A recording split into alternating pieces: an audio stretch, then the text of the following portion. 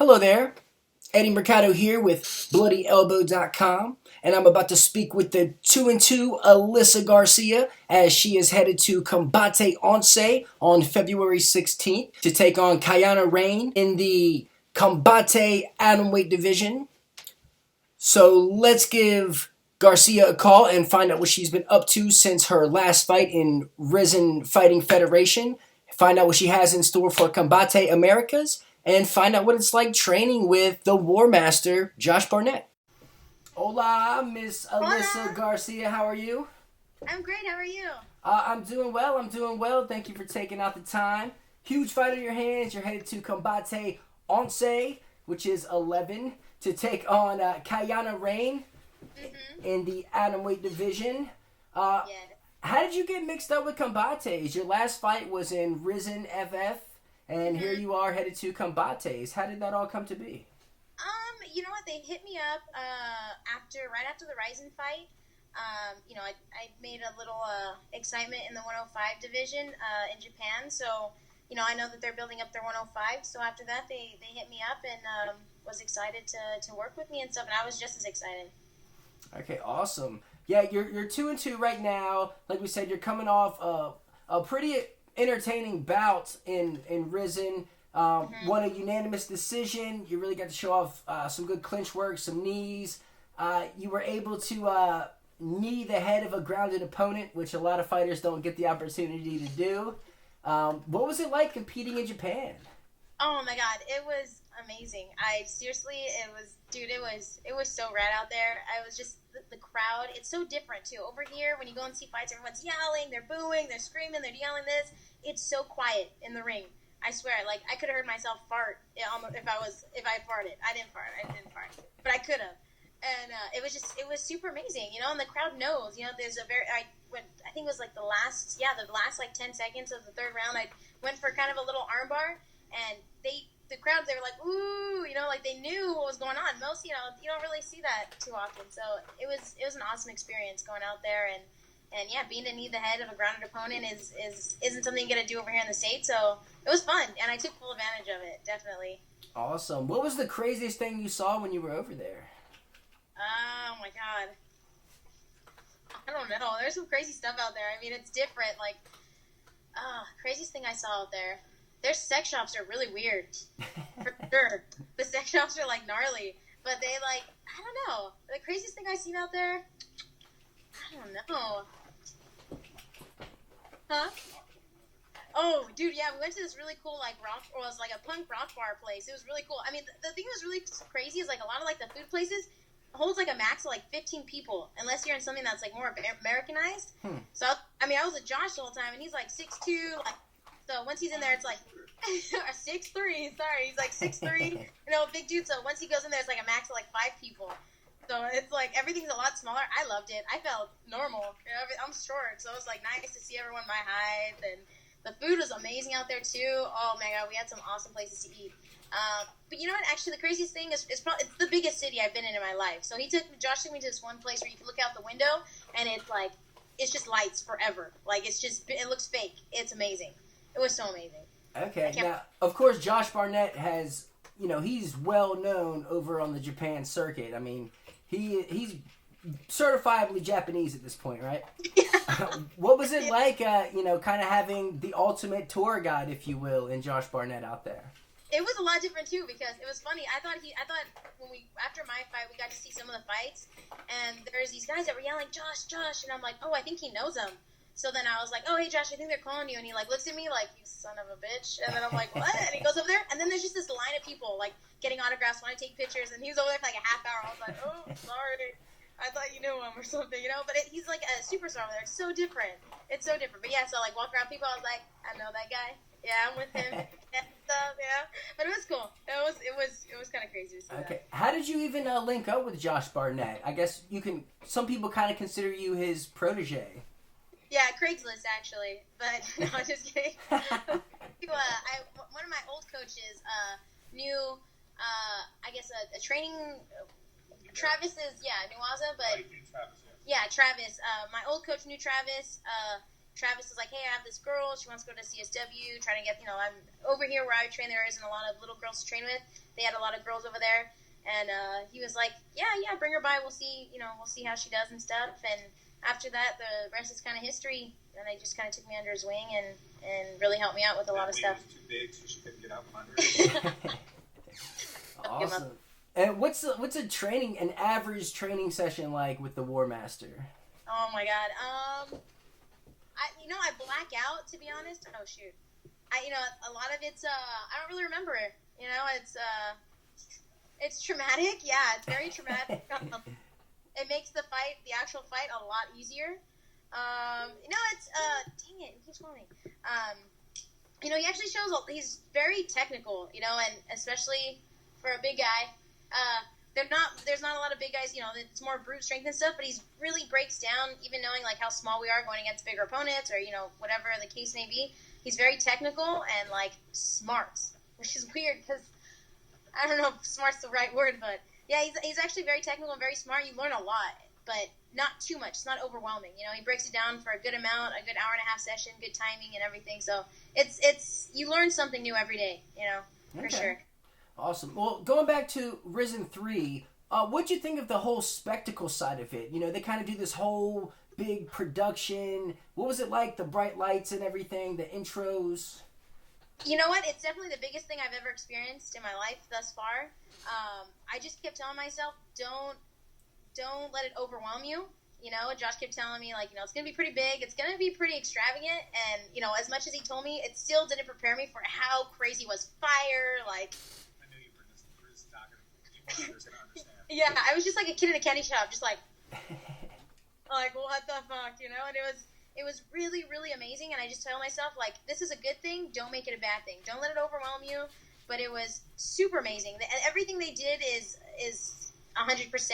And as far as like PR and all that other stuff is super awesome. The fire, the everything. Yeah, it was really, really cool. Okay, now you fought Kana Asakura. Pretty almost similar styles. She tried to out wrestle you. You tried to out wrestle her. What'd you think of your performance in that fight? You know what? That was my first fight in a year and a half. A new team, new coach. I'm happy with the win. I got a rear naked in the first round, and I'm kind of sad I didn't finish it. I had it in deep, and I don't know. Just part of the game, I guess. But I'm happy with my performance, but I know I could have finished it. I could have done a lot of things to better my performance, But overall, I got the win. I'm happy, but we saw things we needed to work on and things we need to change. So, you always learn something. Okay, what'd you think of fighting in ropes as opposed to a cage? I like it. It was something I've never done before, and it's different. It feels a little different, but in all, it's a fight. So that's keeping your mindset. It's like you just gotta fight. And being on the ropes wasn't too big of a difference. I thought it was gonna be a lot different, but you hardly even notice it, to be honest. There's a little more leeway. Those ropes were pretty tight. It wasn't like a boxing ring where it's they fall back, but it's pretty. The ropes were pretty tight and they were thick, and it wasn't even like a rope. It was like plastic. That's why they had the lights. The ring would light up, so they had big old. It was practically a PCP pipe. It was like the PVC pipe. It was thick, but dang it, I didn't feel too different. It was nice though. I always wanted to. Everyone wants to fight in Japan and fight like pride. Like the pride rules and being on the rope. So it wasn't too big of a difference. It wasn't too big of a difference. Okay. Now you're headed to Combate Onse. How did you link up with Combate Americas? They had hit up Josh after the Ryzen fight. After the Ryzen fight, I got a little bit of hype. Beating the Japanese girl, being an American, coming over there to lose. And I did a pretty good performance, I guess, and they wanted me in the 105 division, which is great. They've really been hyping the 105 division. So it's really cool that they hit me up. I'm excited to see what they give me. Okay, and what are your plans for the promotion? You said they're trying to hype up the Atomweight division. Or you got title aspirations or anything? That'd be cool. If they have anything, I don't know if they want to do a title or if that's their plan. They have a pretty good 105 lineup. there's not a lot of support behind the 105ers unless you go to like Invicta or something. So it's kind of cool to see that they actually have a roster. They have a list of girls that are fighting 105. So, I mean, thus far that's like where the most the good 105ers are right now. So it's besides Invicta, I mean, if they have a title fight, I mean, that'd be kind of cool for the 105ers. That'd be sweet. Okay, now, somewhat almost like a home game. This fight will be in Burbank, California, a far cry from Japan. You think it's going to be easier, kind of not having to travel so much to get a fight in? Yeah, you know what, traveling, not that it's hard, but it takes a toll on you. I mean, that flight was 10 hours, the longest flight I've been on. So it takes a little bit of toll on you, so it'll be nice to just, chill and not have to worry about making a flight or missing, the last thing you want to do is miss a flight, so, you don't have to worry about that, and then, after that you got to take a taxi to the hotel room, and then, check in, do all that stuff. So yeah, no, it's a little ease off of flight to Japan versus a drive to Burbank.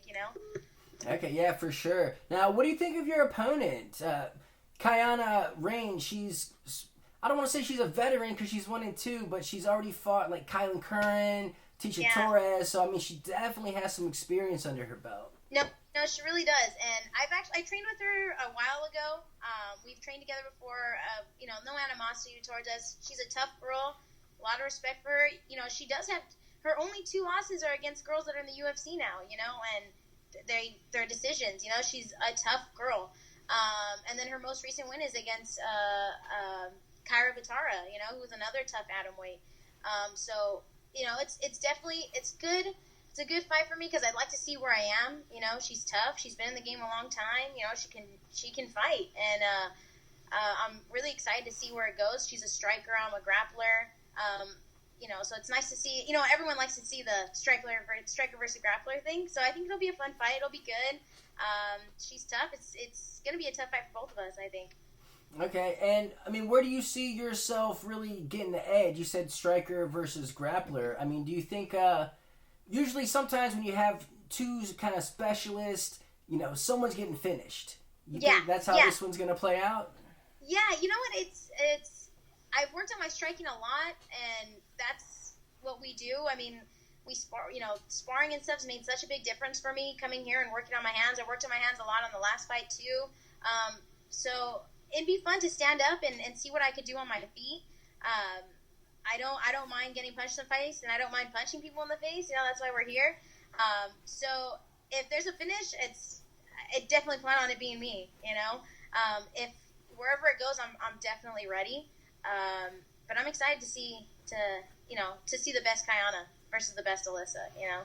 I dig it. I definitely dig it. Now, what would be next for you? Are you sticking with Combates? Do you have like a multi-fight deal with them, or are you gonna just shop around? We were working on something like that, but it just didn't play out on the cards on what they were giving us. We were giving them. So right now it's just a one fight deal.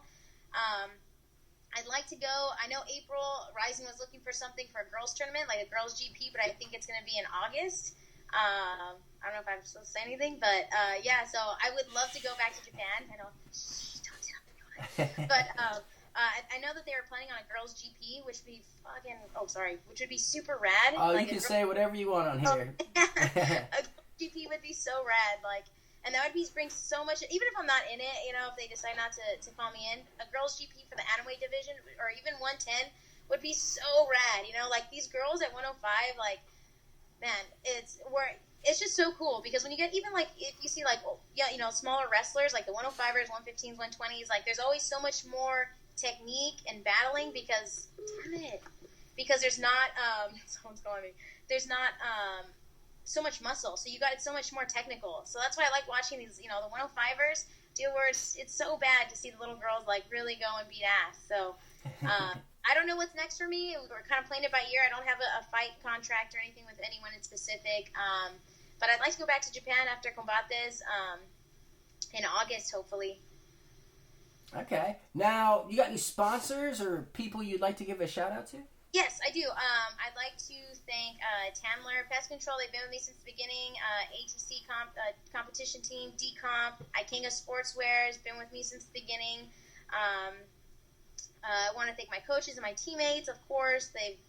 man, they've been helping me out so much, and made me grow into such a great fighter, you know, thus far, and even getting better. To Josh for, you know, all of us. I mean, he's like all of our manager and coach, and he just does so much work and puts so much effort and time, puts so much time into us, and doesn't even ask for anything back. I'd like to thank the guys at CSW that have helped us out.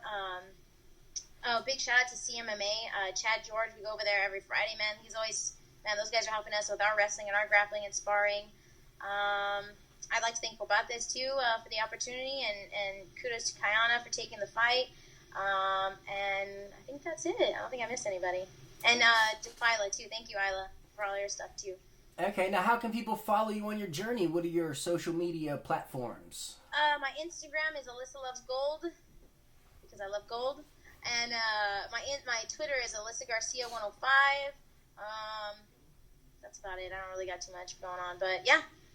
Give me a follow, guys. Thank you guys very much, too. Appreciate it. Yeah, absolutely. Well, Alyssa Garcia, thank you so much for taking out the time. Combate Once, which is number 11. Kaiyana Rain is on your plate.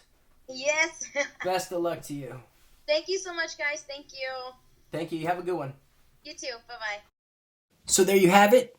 The protege of Josh Barnett, Alyssa Garcia, set to take on Kaiyana Rain at Combate Once, number 11, on February 16th. Go check it out. I believe you can watch it on UFC Fight Pass.